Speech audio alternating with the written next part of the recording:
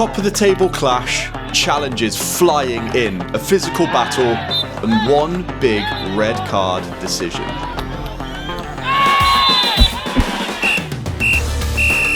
Oh baby, what a day.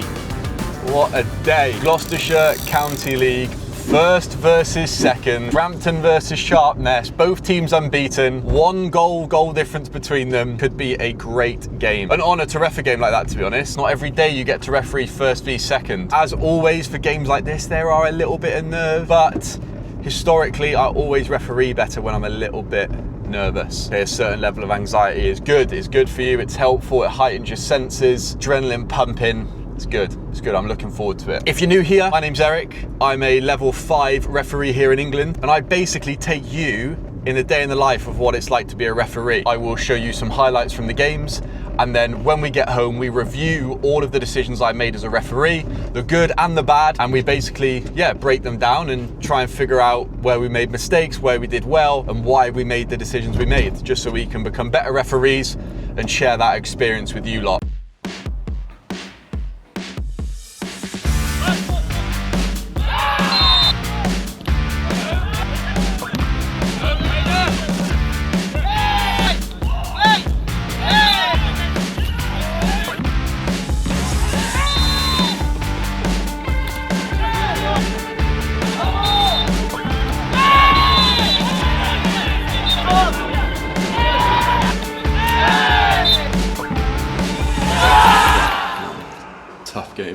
Tough game. I think I finished 5-2, but so enjoyable, like just good football being played. Two good teams, difficult game, players just on you all the time, but like not crossing the line. And then we've had a real interesting decision where one of the lads who's already on a yellow card blocked the goalkeeper from releasing the ball. See, everyone's expecting a yellow, but you know, from my understanding, it's just an indirect free kick and a warning, and then if he does it again, then it's a yellow card. But yeah, interesting. Probably a bit of a law that will need to be revised going forward, because it's probably worthy of a yellow card, you know, but as I understand it, it's not. But we'll check it when we get back. It's a big turning point in the game, so pretty sure I'm right, but bloody hell, I hope I am. Anyway, I'll catch you guys when we get back for the review. So one thing I've been doing a little bit differently is calling the club assistants in with me before I speak to the captains. So you notice here that I call both club assistants in. The team in red had their own club assistant, so he does it every week. And the team in blue just had a substitute doing it for this game. So I call them both in to give instructions and just basically tell them, okay, all I need you to focus on is ball in and out of play and offsides. Everything else I will deal with. If I don't agree, I may wave it down. It's not because I think that you're doing anything untoward. It's just that I saw the situation differently, and that's how we're gonna play it out. That way, they're both on board. They both know that they've had the same instruction, and it makes life a little bit easier. So with this game being a kind of top of the table clash, obviously it's first versus second. Both teams are unbeaten up to this point. I wanted to be ready from the off for anything that might happen. And the team in red were coming out with some serious speed from kickoff. So as I'm getting ready to kick off, I just check that both keepers are ready. I check that both club assistants are ready. And then I start my watches and we're off. I start moving forward straight away here because you see that there's these two players out wide that are lined up. And I thought that the ball was going to be played out wide into them. What actually happens is this player just drives in into play straight away and plays this pass. But we are ready from the off, and we can see that this game's probably going to be quite high tempo. We then get some calls for a foul for this.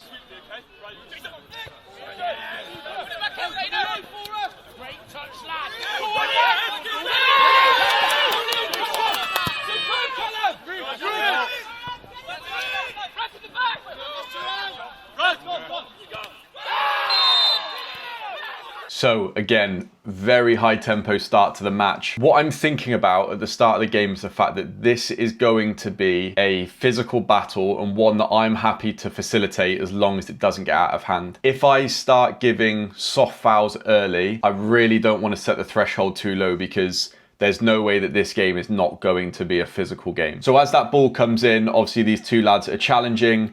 There's a slight bit of hands, but again, this is not enough contact for me to give a foul, especially early in the game when we're trying to set the tone of what we're going to allow in the match. And so for me, this is not a foul. This is absolutely fine. Same thing when the ball comes over and the 6 gives that player a little nudge, and then the 8 is slightly late on this tackle. Again, just to settle, we have a little word, and then we thank the blue captain for not making a bigger deal than what the tackle actually was. Yes, the contact is on the knee, but it's the top of his boot onto the knee with not a lot of force. The blue player could have made a meal of it, and we've just kind of acknowledged to build that rapport with the captain, say thank you for not making a meal of it. Looks like, you know, we can crack on and play an honest game. Shortly following that, we come very close to having a decision to make, and it's really a prime example of how you've always got to be ready and on your toes. So the ball gets played in by blue, the red defender tries to clear it and mishits it, and so we've got to make a real sprint to make sure that we're on top of a potential challenge between the number 10 and the goalkeeper. You'll notice that as that ball comes in, I don't have much urgency of getting in because it looks like the defender is very easily going to play the ball. That's not the case, and as soon as that ball then pops up, we start making a sprint into this area. And yeah, it's just kind of an example. You've really got to be ready for everything, because even something that you feel like there's no danger can switch like this. And so always be on your toes and ready to go. So I don't know if any of you guys watch Ref 6 along with my channel, but John in last week's vlog made a really good point about how to set up from long throw-ins. It's something that I've actually struggled with, and it made a lot of sense the way he said it. So you'll see that blue is going for a long throw-in, right? So there's no players set up in this area here. They're all in the box, right? 1, 2, 3, 4, 5, 6. So we know that that ball's going to get thrown long, and so we adopt a starting position almost like a corner. So rather than being in this area here on the edge of the box, we can take a more aggressive approach and be proactive in the fact that this is going to be treated like a set piece, like a corner or a free kick that's going to get kicked into the box. Because of that, I've got a really great view on a challenge between the goalkeeper and this striker here. Okay, really great view, which otherwise, if I was stood around here, I'd have been blocked off by all of these players. So it's a really great spot to be in. There's nothing really in it. We just give a goal kick. We tell them it could have been a foul, but there's no difference. Either way, you're taking it from the 6-yard box, and so we can just carry on. But a really great tip from John: when those long throw-ins are coming in, adopt a higher starting position like you would for a corner. And yeah, for me, it made life a lot easier in this game the first time I've done it. Shortly after that, we then get a decision to make around a foul.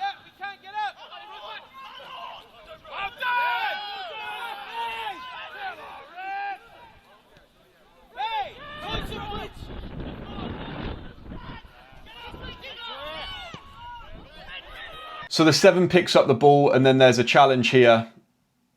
To me, it looked like the number 8 won the ball, and so we wave it away. Again, I wanted to encourage this this kind of threshold in the game. I didn't want to be given soft fouls. You'll then see the 7 ask how it's not a foul. His body language looks more aggressive than it was. He asked in a polite way, and I explained that, mate, I think he's poked the ball around the side of you. I'm not saying I'm right, but that's what I saw. And he's kind of gone, well, I don't agree, but, you know, thanks for explaining, basically. So big props to that player for being respectful. And yeah, this kind of led to a lot of good conversations throughout the rest of the game. I tried to be more vocal in this game as well, so that players knew exactly what I was thinking. So I've said in that moment, no, it's got the ball, play. And I found that that helped a lot. We then get some holding on this near corner. So that ball gets played in, and the number 4 is trying to shield, and the number 9 is kind of holding, fouling, and we let it run out and we give a goal kick. Why have I let it run out and give a goal kick instead of giving a free kick? If you said because a free kick right in your own corner is not as beneficial of a goal kick, you're absolutely right. If I was to give a free kick here, the blue team would have to take a free kick from by their corner flag, and that is not really a place that they would want to have to take a free kick from, right? Because the red team can squeeze into 10 yards. It's not really an optimal place to be. So because that ball's very close to running out of play, we let it run, and then we can give a goal kick, which is beneficial to the blue team. Where you have to be really careful here is if players are getting held for sustained periods of time, you may then see a reaction. So if someone's getting held, they might throw an arm back and then commit a foul on the other person. And you've got to be careful of this, and that's something I've got to be careful of, because I try and let the game flow a lot, but sometimes that can lead to a reaction from another player. It didn't happen this time, but it was something that I was more cautious of as the game went on, and something I need to be a bit more cautious of, as sustained holding like that can result in a reaction, and if you just give the free kick straight away, then none of that happens. We then have to deal with an injury. So you'll see that ball come in and the red player lands kind of funny on his arm, his shoulder. Seeing as the keeper has the ball, we stop play and we call the physio on straight away. If a player's going down injured like this, I'm just going to call the physio on straight away. Again, one, player safety is absolutely paramount, right? If somebody is injured, there's no reason for me to wait to bring the physio on. If I think there could be an injury, a serious injury, I'm going to call the physio on. It's the safest thing to do, and obviously player safety is paramount. Second, it does deter people from going down when they don't need to, right? Because if a physio comes on, that player has to go off the pitch to receive treatment, right? And so they're going to be off the pitch for 10, 15, 30 seconds whilst the ball's in play. So unless they're actually injured, if they know you're going to bring the physio on, they're likely just going to get up so they don't have to go off the pitch. However, shortly after that, we get another injury, but the reaction is very, very different. So the red team play, the ball ricochets and it hits them in the nuts, which is unfortunate, right? However, the red team still play, and I wouldn't say it's a serious injury. However, the goalkeeper then picks up the ball, so I stop play. And what you'll see is the number 7 explaining, why have I stopped play? It's not a serious injury. If they're happy to play on whilst their player's down, then you should give the same benefit to us, which is a good point and something I didn't really think about at the time when I stopped play, and I'm not really sure how I feel about it now. Again, the goalkeeper's got the ball in his hands. I doubt they were going to be in a rush to play quickly, and so again, the safest thing for me to do is stop play. But it does raise a good point, right? If the other team are happy to attack whilst the lad is down, should I then allow the blue team to do the same thing, right? Is that kind of a contradiction? Let me know what you guys think about that. It's the first time I've had it pop up. We then get this handball decision in the middle of the park. Ball gets punted up long by the goalkeeper, gets headed back in, and then the lad controls it and it's handball. You'll see that he signals the fact that it's hit him on his midriff, on his chest. Why and how did I know it was handball? What was a really big clue for me was the direction that the ball travelled. So you'll see that as that ball comes in, he's jumping up with his arm away from him, and the ball goes downwards as it hits his body. Now, with the angle that he's coming in at with his chest up, if it hits his chest, the ball is going to go upwards or forwards. The ball cannot travel down if it hits him in the midriff. It just cannot do that. So the fact that the ball's travelled down and his arm's away from his body is a clear indication to me that that is handball. We then have a case of some bad language, which we need to deal with. So the ball gets played long by red, and there's a push out on the side here. From the angle I'm stood at looking at this foul, it looked like a shoulder-to-shoulder kind of challenge for that ball. From the camera's angle, you can see that's not the case, right? He's pushed him in the back, right? This is not shoulder-to-shoulder. He's kind of pushed him in the back. He's given him an elbow to the back. So this is a foul that I should have given, that I didn't, okay? I missed it. That then results in the red team having a throwing, right, far up the pitch. And the number 7 shouts, how the F is that not a foul? There are 3 ways to deal with this. One is do what I did. Make it very, very clear that I'm not going to accept being spoken to like that. 2 is you just give a yellow card for dissent, right? Publicly disagreeing with your decision. Or 3, you could send him off for foul and abusive language, which is what the away team were indicating would happen with another referee that they've had before.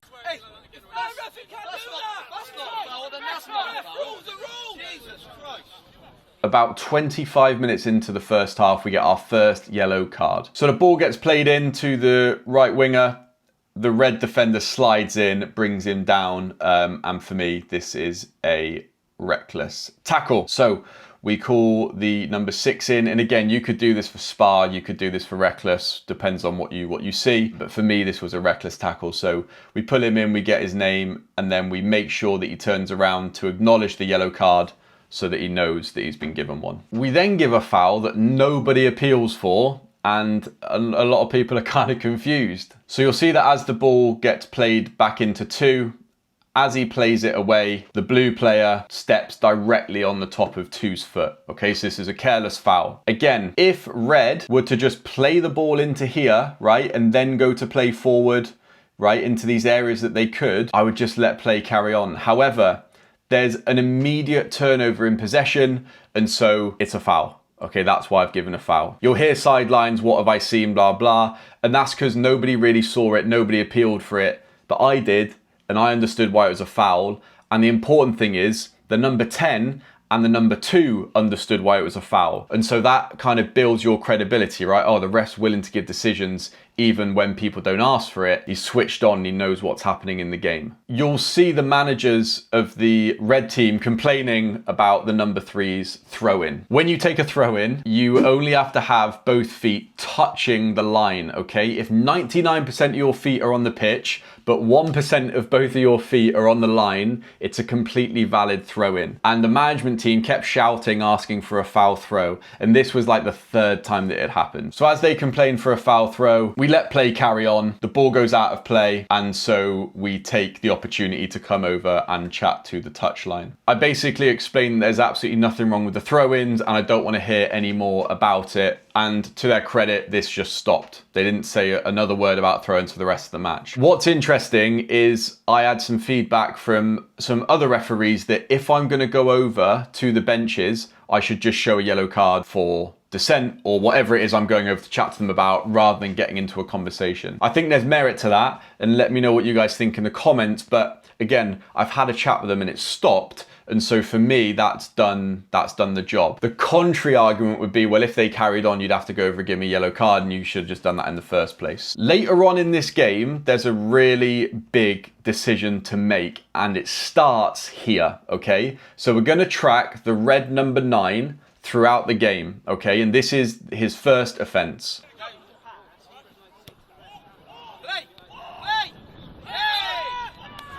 Okay, so just a careless foul. The number 3 gets his body in the way of the ball, and then, yeah, gets obviously fouled by the number 9. So that's his first offence for a careless foul. From that free kick, the blue team go 1-0 up. Front but tight.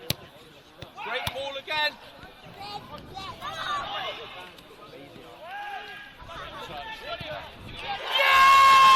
The rain starts coming down, and then we get number 9's second offence.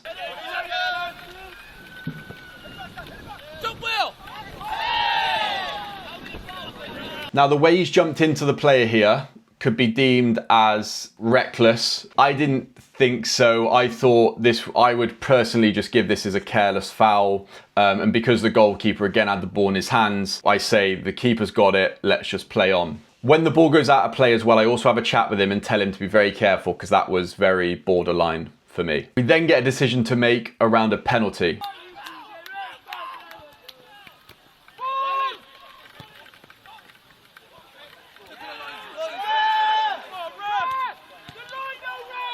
So the ball gets played in by the 7, and then there's a challenge between the 2 players. You'll see that as that player goes up, I've got a perfect view on the challenge and there's nothing really in it. They're just leaning into each other. He's jumped and he doesn't have a chance of actually making good contact with that header. And anyway, it was offside. The club assistant puts his flag up, which I see shortly after. We then get the number 9's third offence.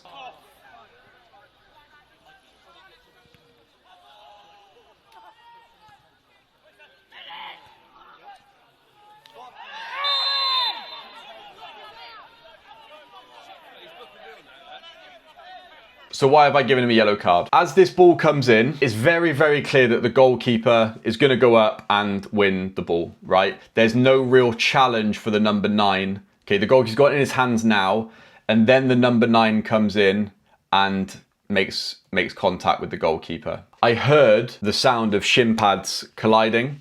From the angle, it's kind of hard to tell because of the blur, but I heard the sound of shin pads, and so for me, I thought it was a bit more of a physical challenge than it actually was. Even so, he still collides with the goalkeeper late and it's his third offence. And so we pull out the yellow card so everybody knows that we're going to give it. and that way it settles this kind of small bit of afters. We then tell players to move away so we can isolate the player and issue the caution, and then we tell the goalkeeper to move away as well, whilst I issue the caution. So that's number 9's third offence and his first yellow card. We then misjudged some dangerous play.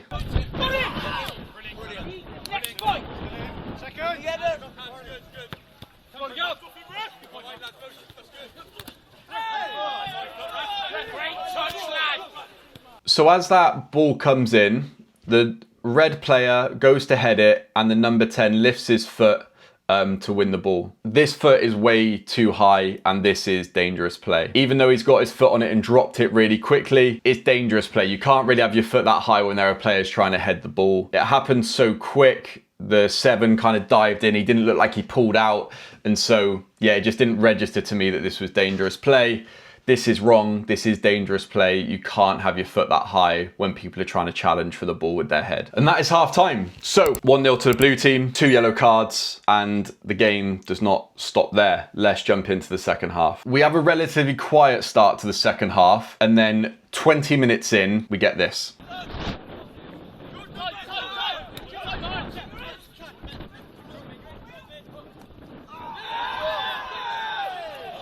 Let's watch it back and then you guys can let me know what you think. So that ball comes in, both players go up with a foot, okay, equal height. So for me, this kind of concept of dangerous play here doesn't really come into it. It hits the blue player. Oh, hang on a second. Which way did I give a throw in? Oh gosh, that's awful. Oh, that's awful. I was certain it came back off the red player. Oh gosh. Yeah, no, that's bad. That's on me. I really thought that the blue player had kicked the ball onto red, and that's why it shot off that way. That's obviously not the case. Oh man, that's gutting. I really didn't realise that I'd got that so wrong. I still don't think it's a foul. I don't know. What do you guys think as they come together? He's brought his foot down and then they've collided here. I don't think it's a foul. It's not actually, yeah, I don't, flipping heck, how many more times can I say it? I don't think it's a foul, but that should have been a throw into red, and I'm not really sure I've got that so wrong. We then have to make a handball decision in the penalty area.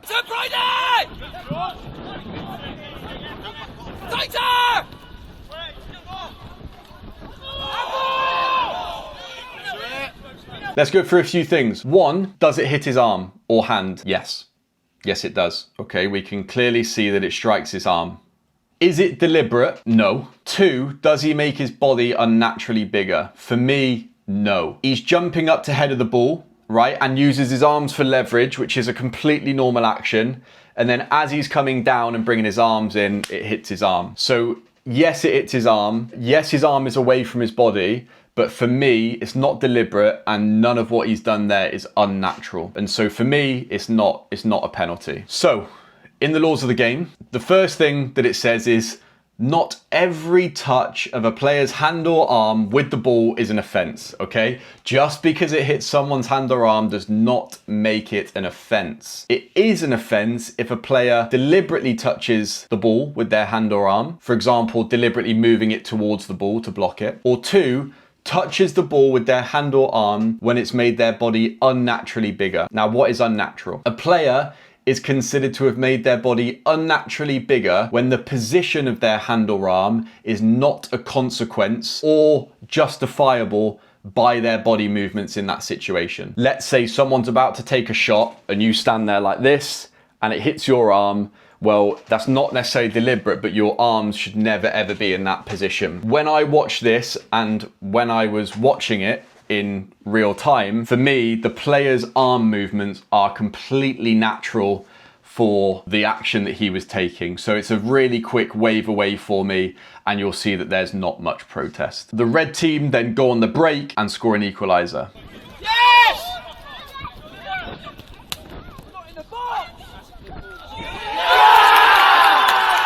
I hope you haven't forgotten about number 9 yet. Here's his 4th offence.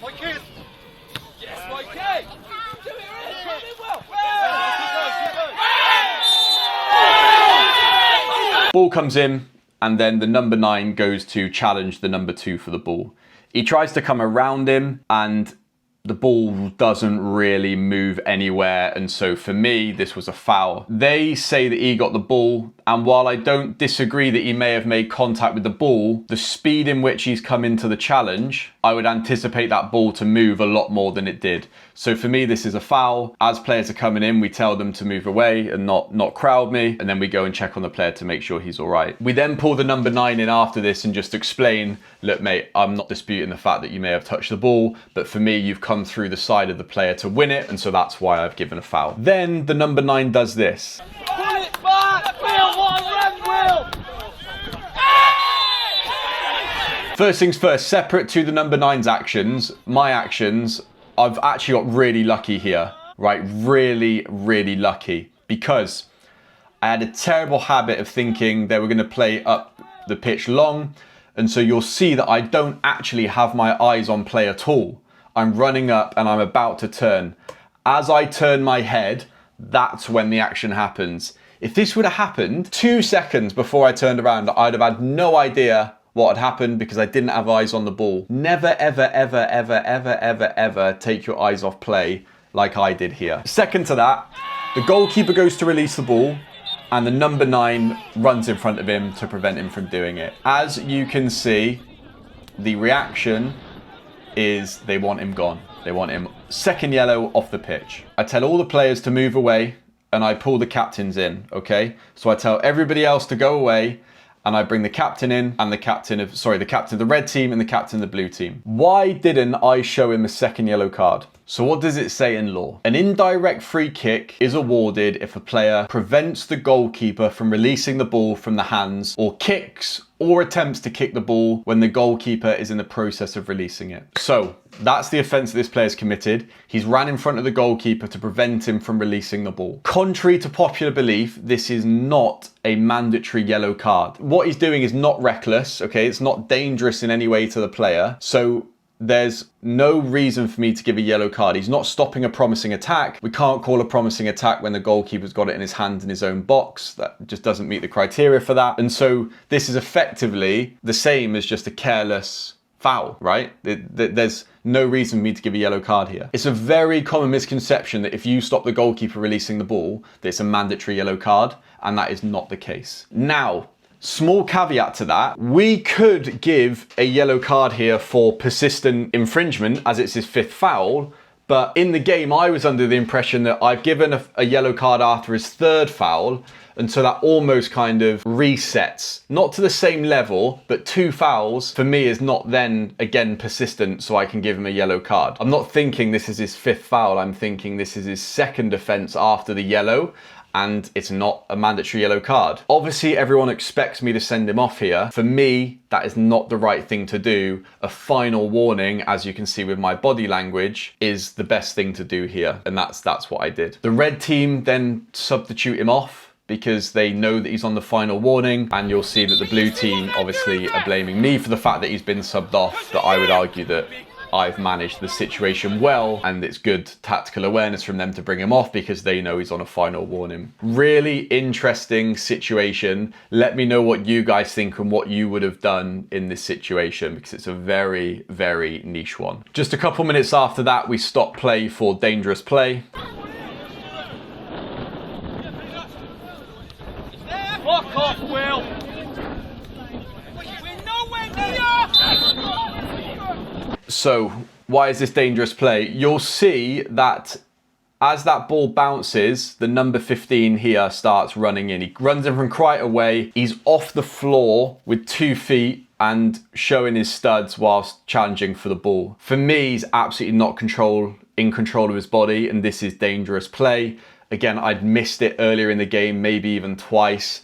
And so when I saw this, I was like, I absolutely have to give this because it is, and I can't miss it again. And so I stopped play. You'll see the disbelief of players, right? Because he's won the ball, you know, they don't really understand why, but you just can't go into challenges like that. That for me is a clear sign of dangerous play. Following that free kick, we have an interaction with the red number 8. Before the ball does come in though, you'll see that I'm signaling for an indirect free kick.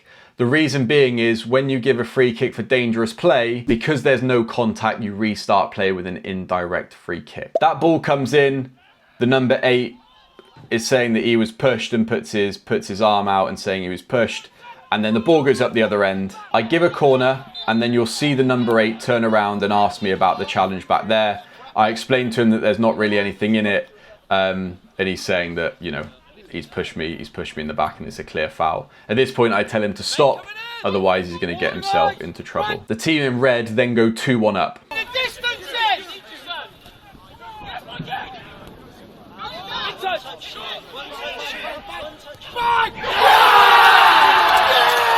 I was on the line for some level 3 referees on last Tuesday, and I learned a lot. And one thing I noticed that they do is when that ball goes dead, they take opportunity to talk to players and build relationship and rapport and do whatever they need to do. And so I tried it. So as the red team are coming back, you'll see that I pull the captain in. And as we're walking back, I just say to him, look, your number 8 has had a go at me about the push on the edge of the box.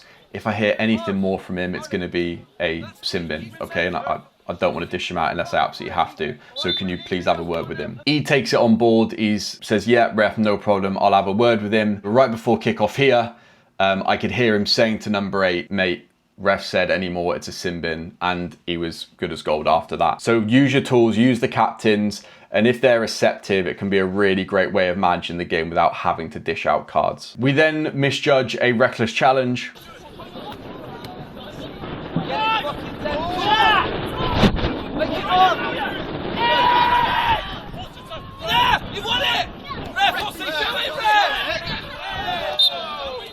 Again, it's so interesting, like the expectation of the level, because as this tackle happens, you'll see that nobody really appeals. The 2 and the 7 kind of appeal, but there's no real intent to it. But this is a reckless tackle, and this is close to actually being serious foul play. The 7 goes to slide in. He does slide in, and as he makes contact with the ball, his foot rolls over the top of the ball. Obviously, he's made contact with the ball, but his foot has then rolled over the top. And so for me, that's not a controlled challenge. He's gone into the tackle slightly out of control with a decent element of speed. And so for me, this is actually a foul and a yellow card for reckless play. But let me know what you guys think. What would you give in that situation? For me, I could see he'd made contact with the ball, but because of my angle on the challenge, you can see I'm looking kind of down the line at it. It's actually very hard for me to see the contact because I'm blocked off by their bodies. So I can't actually see that they're over the ball. Again, it highlights how helpful an assistant would be, because the only angle I would really be able to see this is if I came into this area here, or if I rolled all the way out to this area here, which is just not really feasible, either position. Whereas my assistant referee that would be just off screen here would have a perfect view, and they'd be able to come in on that situation. We then give this handball on the edge of the box.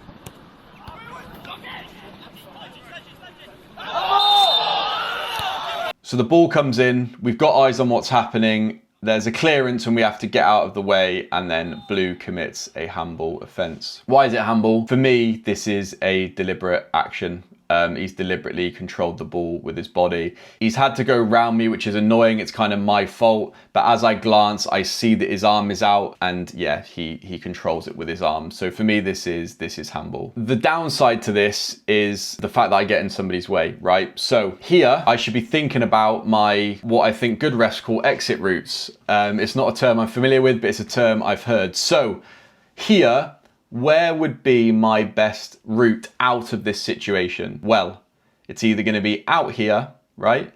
Or it's going to be straight out here through this gap. I don't really do either, right? I almost bloody set a screen for the lad that's going to run.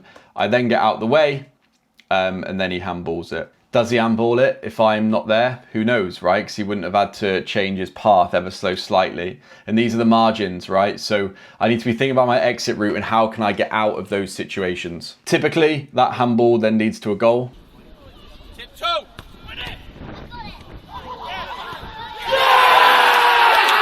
And then shortly after that, they score another one.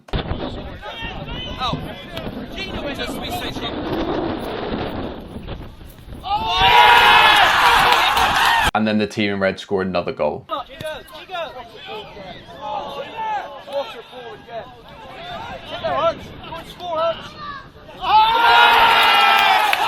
Shortly after that, the team in blue get one back.